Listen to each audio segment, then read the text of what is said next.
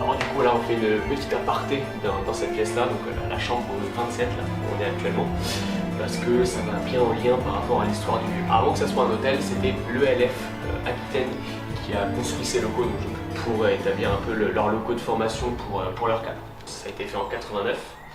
Jusque en 93 où ça a commencé un petit peu à être compliqué financièrement, jusqu'en 96 où là ça a été vraiment fini. Ils ont décidé de se délocaliser justement pour limiter les frais là-dessus et donc de mettre en vente le lieu.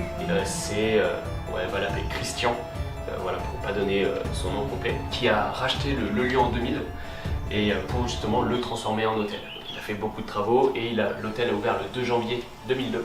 Tout se passait bien jusqu'en 2006 où du coup il a reçu la visite d'une personne test. Il avait l'objectif d'avoir un agrément pour l'accueil des personnes en situation de handicap. Donc sur une journée et une nuit, il avait une personne handicapée à charge. Donc il devait lui organiser tout un séjour pour faire en sorte que la personne puisse tout tester et bien voir que c'était vraiment accessible pour toutes les personnes. Donc la personne arrive, donc cette personne s'appelle Vincent, qui est en fauteuil roulant.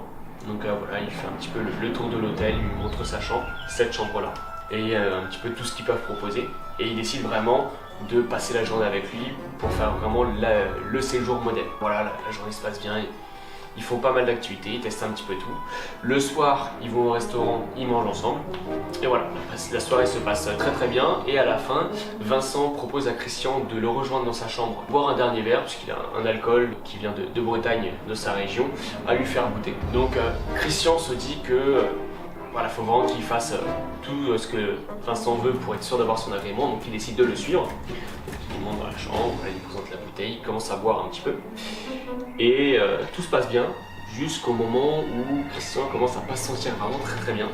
Voilà, il a un peu des vertiges, des maux de tête. Il y a même un moment donné où il se met à vomir comme ça sans raison. Et d'un coup, boum, il s'évanouit.